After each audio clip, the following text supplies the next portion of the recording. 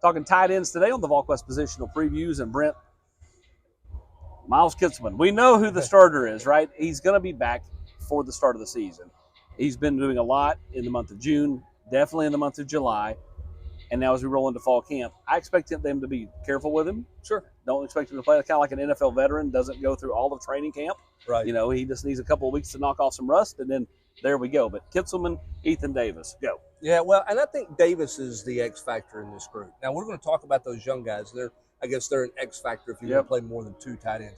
But Kitselman's mentoring of Davis and development of Davis, I think is really a fascinating storyline within this tight end room. Because here's Ethan Davis, who thought he was going to be the guy. And then they bring in 2 transfer tight ends, and Holden Staves and Miles Kitselman. Yep. And Kitselman takes off and runs with it and leaves Davis. Some weeks he didn't even play, didn't get on the field.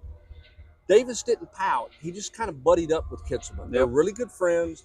I think Kitselman has helped him learn how to take care of himself, how to get himself ready, every day for practice, extra film study. I think it's put Davis in a position that he's ready. And I think we forget this about Ethan Davis. I do. Maybe not everybody else, but I do. He's still really young. Yep. And he was a receiver trying to figure out how to play tight end. And it takes some time.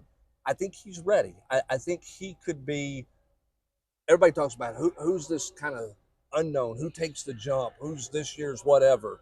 I think Ethan Davis has got a chance to be that guy on offense. Well, and with the lack of experience at receiver, him taking a step to go along with Kitselman would certainly help out a younger group of quarterbacks or an inexperienced group of quarterbacks in the offense. Yeah, no doubt. And we know they like to play the 2 tight end set. They got into that last year. They really liked it. I think they would like to continue to do some of that stuff. You would like to be able to do it with those 2 guys because Kitselman showed you he could play in space more than everybody assumed when he arrived. And Ethan Davis is hopefully showing you that he could be physical enough that he could play, that other tight end spot on a regular basis. Then you get into the newcomers. Yeah. And where is Deshaun Brame, who's put on a bunch of weight? We didn't see him a whole lot in spring practice. Van Dorselaer caught 3 touchdowns in spring game. And Van Dorselaer had a night. I mean, look, so we caution the spring game success, but at the same time too, it was like Deshaun Brame was the athlete. He returned punts. He was kind of the receiver playing tight end. Van Dorselaer is basically the blocking guy who was a defensive guy who's flipped over to offense for college. He can play. I mean, Van Dorselaer can play and play in space. I think you're going to see them play all 4 of those guys. And then you got Cole Harrison. Yeah, and we'll see where Cole Harrison is. It hurt him in the spring when he wasn't fully healthy. Well, and he could have really taken advantage of the fact Kitselman wasn't there. The other guys were brand new to the scene. Yeah, and I think the challenge for Harrison is to stay healthy. He had the hip, that shut him down last year. He wasn't 100% in spring. Where is he when we start fall camp here?